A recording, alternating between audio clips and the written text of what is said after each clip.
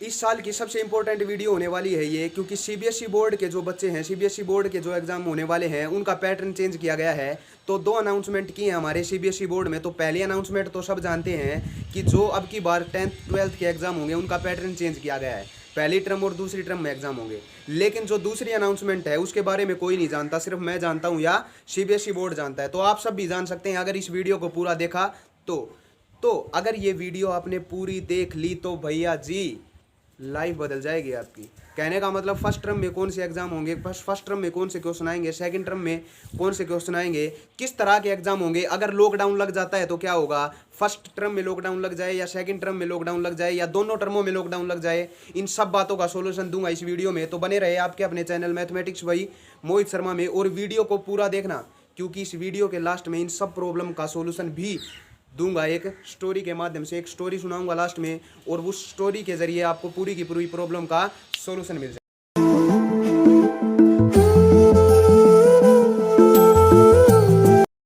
तो शुरू करते हैं हमारी वीडियो और देखते हैं कि सीबीएसई बोर्ड ने जो दो अनाउंसमेंट की हैं वो क्या क्या अनाउंसमेंट है। तो बात करते हैं पहली अनाउंसमेंट की। तो पहली अनाउंसमेंट तो सबको पता है कि अब की बार जो एग्जाम होंगे 10th और 12th के सीबीएसई बोर्ड के, ये नहीं कि सीबीएसई बोर्ड कुछ दिनों में हमारा एचबीएसई बोर्ड भी क्या करेगा, सीबीएसई की नकल मार के यही घोषणा करेगा, यही अनाउंसमेंट करेगा। क्योंकि आज तक यही होता आया है कि जो सीबीएसई बोर्ड ने फैसला किया है एचबीएसई ने वो फैसला माना है हमेशा। तो सिर्फ सीबीएसई वाले बच्चे ही नहीं, एचबीएसई वाले बच्चे भी 10th 12th नहीं 11th वाले बच्चे भी इस वीडियो को पूरा देखें, क्योंकि 10th 11th और 12th के बच्चों के लिए ये अनाउंसमेंट है, चाहे वो एचबीएसई हो या सीबीएसई। तो बात करते हैं पहले अनाउंसमेंट की। तो पहली अनाउंसमेंट ये है कि अब की बार जो एग्जाम होंगे ना वो दो सेमेस्टरों में बांटे गए हैं, पहली टर्म और सेकंड टर्म। मीन्स पहली जो टर्म है वो हमारी क्या होगी, अक्टूबर नवंबर में होगी। पहली जो टर्म है हमारी वो कौन से महीने में कराई जाएगी, अक्टूबर या नवंबर महीने में कराई जाएगी। और जो सेकंड टर्म मींस जो सेकंड सेमेस्टर होगा बोर्ड की क्लासेज के लिए वो होगा हमारा मार्च अप्रैल में, मार्च या अप्रैल में। तो ये हमारी दो टर्म बनाई है। तो पहला अनाउंसमेंट तो क्या था कि यही था कि पहला अनाउंसमेंट कि अब की बार दो टर्मों में एग्जाम होंगे, पहली टर्म में और सेकंड टर्म में। पहली टर्म के जो एग्जाम होंगे वो होंगे हमारे अक्टूबर नवंबर के महीने में, और जो सेकंड टर्म है उसके एग्जाम होंगे हमारे पास मार्च अप्रैल के महीने में। लेकिन ये तो थी पहली टर्म। अब बात करते हैं इसके क्वेश्चन की, किस तरह के मतलब पहली टर्म में कौन से क्वेश्चन आएंगे, कितना टाइम दिया जाएगा, सेकंड टर्म में कौन से क्वेश्चन आएंगे, कितना टाइम दिया जाएगा। आपने यूट्यूब पर बहुत सारी वीडियो देख ली होंगी अब तक जिसमें हमारी इस अनाउंसमेंट के बारे में बताया गया है, लेकिन किसी ने भी ये नहीं बताया होगा कि कितना टाइम दिया जाएगा, कौन से क्वेश्चन दिए जाएंगे। तो इस वीडियो को लाइक कर दे और देखते हैं हमारी पहली अनाउंसमेंट की दूसरी बात। तो दूसरी बात क्या है कि अब की बार जो पहली टर्म होंगे उसमें ऑप्शनल क्वेश्चन दिए जाएंगे, पूरे के पूरे ऑप्शनल क्वेश्चन दिए जाएंगे। और optional question means multiple choice question, multiple choice question.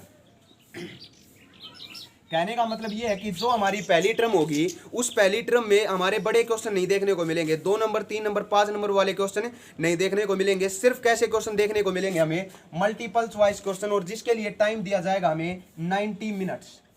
कितना टाइम दिया जाएगा, 90 मिनट्स मीन्स 1.5 घंटा। बात समझ में आई। और आपको OMR शीट के ऊपर ये करना होगा। तो OMR शीट क्या होती है वो दिखाता हूं आपको।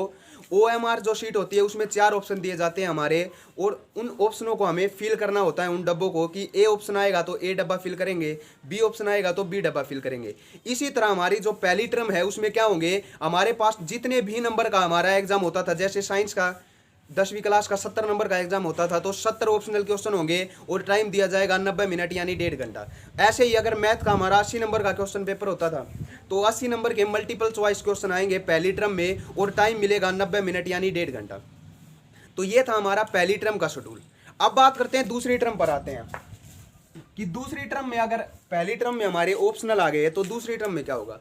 तो दूसरी टर्म हमारी क्या होगी कि दूसरी टर्म में हमारे पास मल्टीपल चॉइस क्वेश्चन नहीं आएंगे, दूसरी टर्म में आएंगे हमारे पास जो बड़े क्वेश्चन होते हैं वो मींस एक्सप्लेनेशन वाले जो क्वेश्चन होते हैं ना, वो क्वेश्चन एक्सप्लेनेशन क्वेश्चन।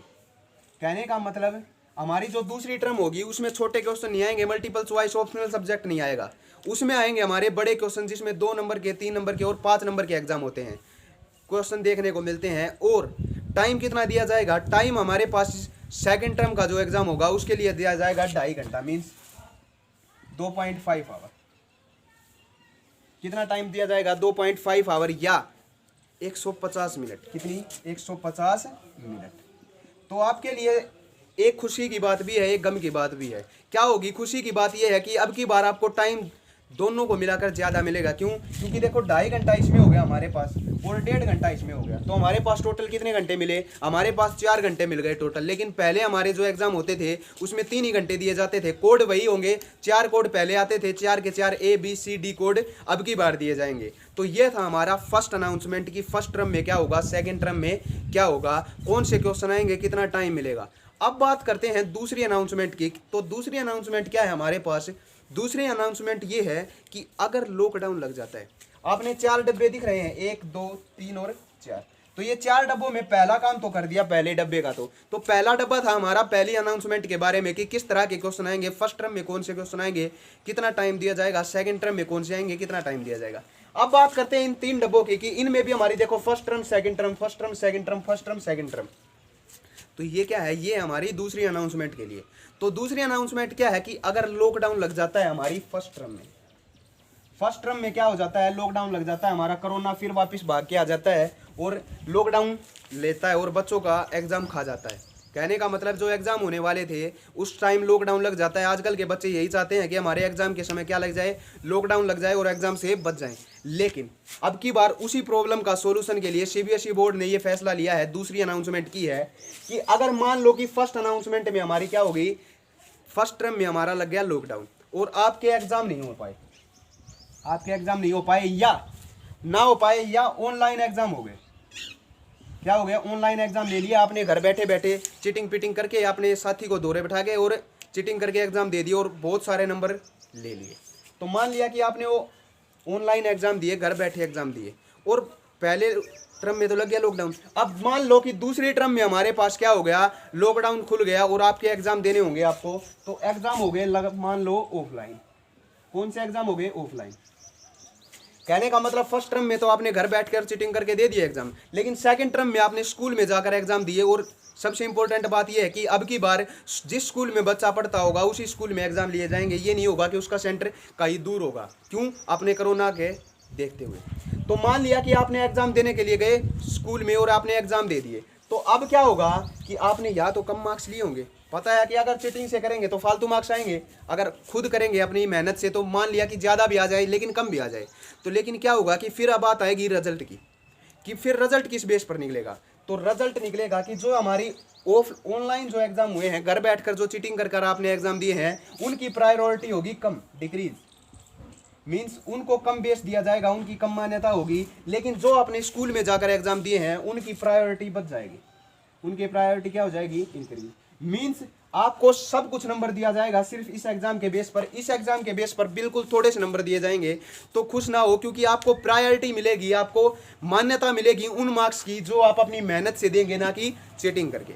तो ये थी दूसरी अनाउंसमेंट का पहला पार्ट। अब चलते हैं दूसरी अनाउंसमेंट के सेकंड पार्ट की तरफ। लगा लो कि पहले जो फर्स्ट टर्म है हमारी उसमें लॉकडाउन नहीं लगा और आप स्कूल में एग्जाम देने चले गए। कहने का मतलब ऑफलाइन एग्जाम, ऑफलाइन एग्जाम। तो ऑफलाइन एग्जाम दे दिया आपने, बहुत ही अच्छी तरह काम किया आपने, मेहनत करके बड़े ही आराम से एग्जाम दे दिए। और सेकंड टर्म जब आई, जब हमारी सेकंड टर्म आई तो तब लग गया हमारा लॉकडाउन। हो सकता है तब लग गया हमारा लॉकडाउन। तो आपने फिर आपने होम में बैठकर, हाउस में बैठकर एग्जाम दिए ऑनलाइन, और आपने फिर चीटिंग करके काम कर दिया। आपने सोचा कि अगर जो सेकंड टर्म है हमारी उसकी मान्यता मिल रही है तो सेकंड टर्म में कर देते हैं चीटिंग, हो जाता है काम। लेकिन अब की बार क्या होगा कि इसकी प्रायोरिटी होगी इंक्रीज, बात वही है, और इसकी प्रायोरिटी होगी हमारी डिक्रीज। बात अब क्या होगी कि सिर्फ हमारी फर्स्ट टर्म के बेस पर हमारे क्वेश्चन डिसाइड किए जाएंगे, हमारा रिजल्ट डिसाइड किया जाएगा, और इसकी प्रायोरिटी होगी बिल्कुल कम। सेकंड जो टर्म है जिसमें आपने ऑनलाइन पेपर दिए हैं उनकी प्रायोरिटी कम, उनको कम देखा जाएगा, उनकी मान्यता कम होगी। लेकिन सबसे ज़्यादा प्रायोरिटी मिलेगी फर्स्ट टर्म को। और कहने का मतलब, असली मतलब ये है कि प्रायोरिटी आपकी, मान्यता आपके, नंबर आपका, रिजल्ट अच्छा होगा जब आप स्कूल में जाकर एग्जाम देंगे। ये अनाउंसमेंट थी हमारी सेकंड। अब चलते हैं सेकंड अनाउंसमेंट के लास्ट पार्ट की तरफ कि दोनों में लॉकडाउन लग गया, यहाँ भी लॉकडाउन है और यहाँ भी लॉकडाउन है। कहने का मतलब पूरे साल स्कूल खुला ही नहीं, एग्जाम हुए ही नहीं, ना फर्स्ट टर्म में एग्जाम हुए ना सेकंड टर्म में, या फर्स्ट टर्म में आपने ऑनलाइन दे दिए, सेकंड टर्म में भी ऑनलाइन दे दिए। तो इसका मतलब ये नहीं है कि ऑनलाइन चीटिंग करके करके करके आपने बहुत सारे नंबर इकट्ठे कर लिए, नहीं। अब इस फोर्थ केस में क्या होगा, इस फोर्थ केस में वही होगा जो अब चल रहा है। 10th और 12th के बच्चों का जो अब कंडीशन है वैसी की वैसी कंडीशन हो जाएगी आपकी भी। ना रिजल्ट का वो मिलेगा कि किस बेस पर रिजल्ट निकाला जाए, किस बेस पर। फिर वही होगा कि जो फोर्थ केस है हमारा, अगर लॉकडाउन लग गया दोनों केसों में, तो आपके नंबर मिलेंगे आपके असाइनमेंट्स के। किसके? असाइनमेंट्स के। कि आपने असाइनमेंट प्रोजेक्ट कितने दिए हैं, आपकी क्लास में अटेंडेंस कैसी थी, आपका एटीट्यूड कैसा था टीचरों के प्रति, आपका व्यवहार कैसा था टीचरों के प्रति, मैनर आपके अच्छे थे या बुरे थे, आपकी अटेंडेंस कितनी है या प्रैक्टिकल मार्क्स कितने हैं। इन सब बातों को देखते हुए जब आपको मार्क्स दिए जाएंगे, रिजल्ट निकाला जाएगा आपको। जैसे आप अब हमारी जो सीबीएसई बोर्ड है, एचबीएसई बोर्ड है, जैसे अब फंसी हुई है हमारी एचबीएसई या सीबीएसई बोर्ड की, किस बेस पर आपके एग्जाम, किस बेस पर आपके रिजल्ट निकाला जाए, तो वही कंडीशन हो जाएगी। अगर ये चौथा केस आया, मतलब दोनों केसों में फर्स्ट टर्म और सेकंड टर्म में हमारा क्या लग गया, लॉकडाउन लग गया, तो आप सरकार भी फंसेगी और आप भी फंसेंगे।